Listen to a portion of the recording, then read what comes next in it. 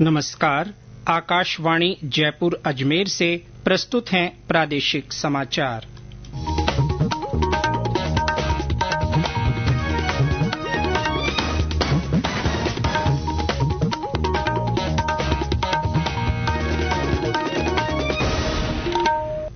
मुख्य समाचार। राज्य में लोकसभा चुनाव के पहले चरण के 12 लोकसभा निर्वाचन क्षेत्रों में 9 प्रत्याशियों ने नामांकन पत्र भरे। प्रदेश भर में मतदाताओं को जागरूक करने के लिए स्वीप गतिविधियां जारी। स्वतंत्रता सेनानी भगत सिंह, राजगुरु और सुखदेव का शहीदी दिवस आज। और प्रदेश भर में फागोत्सव की धूम।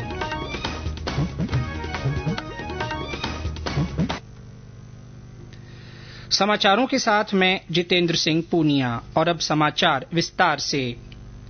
राज्य में आगामी लोकसभा चुनाव के तहत पहले चरण के 12 लोकसभा निर्वाचन क्षेत्रों के लिए प्रत्याशियों के नामांकन की प्रक्रिया जारी है। अब तक 7 लोकसभा निर्वाचन क्षेत्रों में 9 प्रत्याशियों ने 10 नामांकन पत्र प्रस्तुत किए हैं। कल 7 प्रत्याशियों ने नामांकन पत्र पेश किए। मुख्य निर्वाचन अधिकारी प्रवीण गुप्ता ने बताया कि कल श्रीगंगानगर, बीकानेर, झुंझुनूं, सीकर, जयपुर ग्रामीण, जयपुर और दौसा लोकसभा निर्वाचन क्षेत्रों के लिए एक-एक प्रत्याशी ने अपने नाम निर्देशन पत्र भरे। पूर्व में जयपुर लोकसभा निर्वाचन क्षेत्र के लिए नामांकन प्रस्तुत करने वाले एक प्रत्याशी ने एक अतिरिक्त नामांकन पत्र प्रस्तुत किया है। श्री गुप्ता ने बताया कि अब तक जयपुर और जयपुर ग्रामीण लोकसभा निर्वाचन क्षेत्रों के लिए 2-2 प्रत्याशी नामांकन प्रस्तुत कर चुके हैं। श्री गुप्ता ने बताया कि प्रदेश में 20 मार्च को पहले चरण के मतदान के लिए चुनाव कार्यक्रम की अधिसूचना जारी होने के साथ ही नामांकन प्रक्रिया शुरू हो गई थी। पहले चरण के चुनाव कार्यक्रम के अनुसार 27 मार्च तक नामांकन किए जा सकते हैं। आज से 25 मार्च तक राजकीय अवकाश होने के कारण नामांकन पत्र नहीं किए जा सकते। 28 मार्च को नाम निर्देशन पत्रों की समीक्षा होगी और 30 मार्च तक नाम निर्देशन पत्र वापस लिए जा सकेंगे। पहले चरण में 19 अप्रैल को मतदान होगा और 4 जून को मतगणना होगी।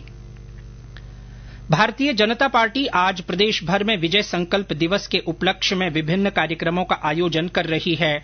पार्टी के प्रदेश अध्यक्ष सीपी जोशी का 1 वर्ष का कार्यकाल पूरा होने पर पार्टी विजय संकल्प दिवस के रूप में मना रही है। प्रदेश महामंत्री श्रवण सिंह बगड़ी ने बताया कि प्रदेश कार्यालय में आज दोपहर प्रदेशाध्यक्ष सीपी जोशी का अभिनंदन किया जाएगा। वहीं प्रदेश में माइक्रो डोनेशन कार्यक्रम के साथ लाभार्थी विशेष संपर्क अभियान और प्रथम मतदाता संपर्क अभियान का आयोजन भी किया जाएगा।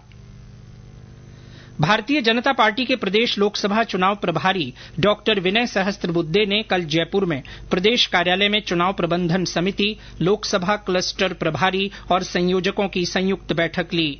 बैठक में उन्होंने कहा कि केंद्र सरकार के 10 साल के कार्यकाल में देश में काफी बदलाव हुआ है।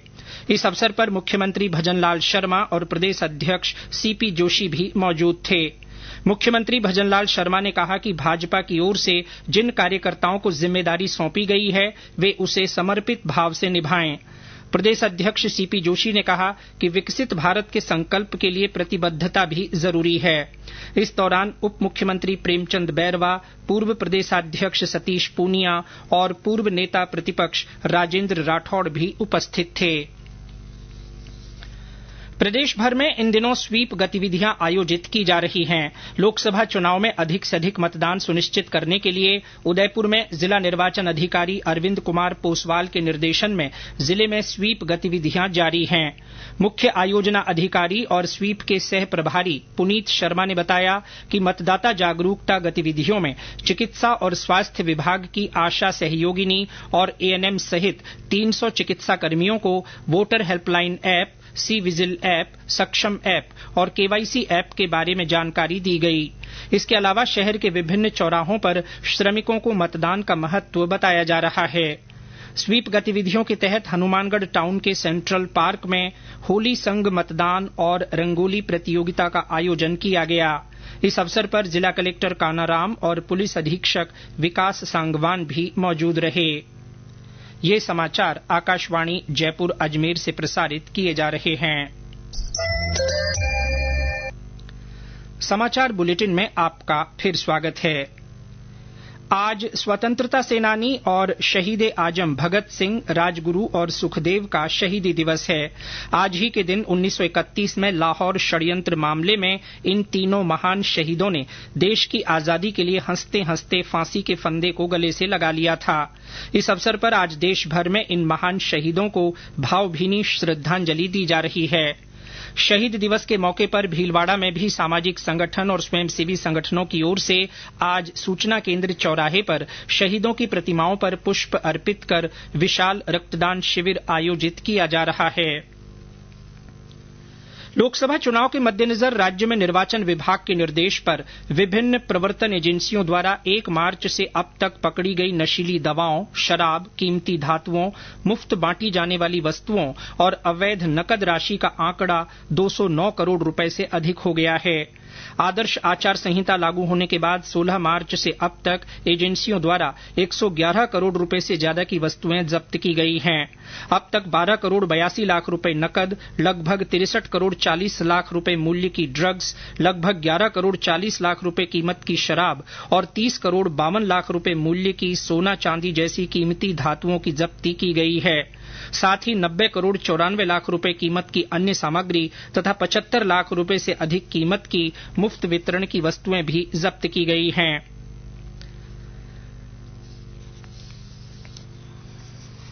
राजस्थान उच्च न्यायालय ने आरएएस भर्ती 2023 की प्रारंभिक परीक्षा को लेकर आरपीएससी की ओर से जारी परीक्षा परिणाम और उत्तर कुंजी को सही मानते हुए मामले में दखल देने से इनकार कर दिया है। इसके साथ ही अदालत ने परीक्षा परिणाम और उत्तर कुंजी को चुनौती देने वाली याचिकाएं खारिज कर दी हैं। न्यायाधीश समीर जैन ने कुल 55 याचिकाओं को निस्तारित करते हुए ये आदेश दिया। अदालत ने माना कि भर्ती की प्री परीक्षा की उत्तर कुंजी और परिणाम सही हैं। याचिकाकर्ताओं ने आरपीएससी की ओर से पिछले साल 20 अक्टूबर को जारी किए गए परिणाम और उत्तर कुंजी को चुनौती दी थी। प्रदेश में शुद्ध खाद्य पदार्थ उपलब्ध करवाने के लिए इन दिनों विशेष अभियान चलाया जा रहा है। इसके तहत कल खाद्य सुरक्षा दल ने विभिन्न स्थानों पर कार्रवाई कर सैंपल लिए। अतिरिक्त आयुक्त पंकज ओझा ने बताया कि दल ने कल जयपुर के मुहाना क्षेत्र में मावे की 2 भट्टियों का निरीक्षण किया और खाद्य नमूने लिए। अजमेर और किशनगढ़ में मिठाई निर्माताओं के यहां भी जांच और सैंपल की कार्रवाई की गई। नमूनों की जांच रिपोर्ट प्राप्त होने के बाद खाद्य सुरक्षा और मानक अधिनियम के तहत कार्रवाई की जाएगी। श्री ओझा ने बताया कि विशेष अभियान के तहत राज्य में इस सप्ताह 1100 से अधिक जांच और सैंपल की कार्रवाई की गई है। छात्रों को इमर्जिंग टेक्नोलॉजीज की बारीकियों, इसके विधि और नियामक ढांचा निर्माण तथा भविष्य के रोड मैप के बारे में जानकारी देने के उद्देश्य से कल जयपुर के केंद्रीय गुप्तचर प्रशिक्षण संस्थान सीडीटीआई में एक व्याख्यान का आयोजन किया गया। सीडीटीआई जयपुर के निदेशक और डीआईजी डॉक्टर अमनदीप सिंह कपूर ने बताया कि पुलिस अनुसंधान और विकास ब्यूरो की ओर से ये व्याख्यान आयोजित हुआ। इसमें विभिन्न विधि महाविद्यालयों और अन्य प्रतिष्ठित संस्थानों के तकनीकी विशेषज्ञों और छात्रों ने भाग लिया। वक्ताओं ने आर्टिफिशियल इंटेलिजेंस और चैट जीपीटी पर भी चर्चा की। लोकसभा चुनाव के मद्देनजर आकाशवाणी समाचार जयपुर की ओर से मतदाता जागरूकता के लिए संदेश श्रृंखला चलाई जा रही है। इसमें श्रोता संदेश भेजकर आमजन को वोट डालने के लिए प्रेरित कर सकते हैं। श्रोता अपने संदेश रिकॉर्ड कर या टाइप कर व्हाट्सएप नंबर 9414052368 पर भेज सकते हैं। चुनिंदा संदेशों को समाचार बुलेटिनों में स्थान दिया जाएगा। इसी कड़ी में आज सुनिए हमारे श्रोता का संदेश। मैं अर्जुन दान चारण कर्मावास बलोत्रा दुनिया के सबसे बड़े लोकतंत्र में फिर से और मजबूत करने के लिए मतदान का दिवस आ गया है। भारत को उन्नति के पथ पर अग्रसर करने के लिए आपका एक वोट बहुत महत्वपूर्ण है। अतः वोट अवश्य करें और निर्भय होकर बिना किसी दबाव के अपना वोट दें और लोकतंत्र को और मजबूती प्रदान करें। फाल्गुन में इन दिनों प्रदेश भर में मंदिरों सहित अनेक स्थानों पर फागोत्सव मनाए जा रहे हैं। जयपुर के गोविंद देव जी मंदिर में कल 3 दिवसीय होलिका उत्सव और 2 दिवसीय पुष्प फागोत्सव के बाद कल सांस्कृतिक आयोजन के तहत भजनामृत अनुष्ठान हुआ। कोलकाता के मालीराम शर्मा के सानिध्य में फाल्गुनी भजनों की प्रस्तुतियां दी गईं। सवाईमाधोपुर जिले में श्रद्धालु विभिन्न मंदिरों में भजन कीर्तन कर रंग गुलाल और फूलों से होली खेल रहे हैं।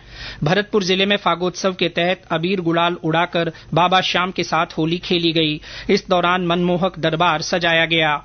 वृंदावन के कलाकारों ने आकर्षक झांकियां प्रस्तुत कर श्रद्धालुओं का मन मोह लिया। चूरू जिले में 65 से अधिक स्थानों पर होली के अवसर पर लगने वाले फागोत्सव के अखाड़े लगाए गए हैं, जहां पर शेखावाटी के प्रसिद्ध गिंदड़ नृत्य हो रहे हैं। और अंत में मुख्य समाचार एक बार फिर। राज्य में लोकसभा चुनाव के पहले चरण के 12 लोकसभा निर्वाचन क्षेत्रों में अब तक 9 प्रत्याशियों ने नामांकन पत्र भरे हैं। प्रदेश भर में मतदाताओं को जागरूक करने के लिए स्वीप गतिविधियां जारी हैं।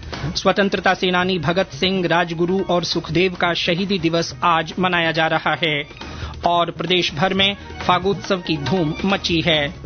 इसके साथ ही प्रादेशिक समाचार बुलेटिन समाप्त हुआ। नमस्कार।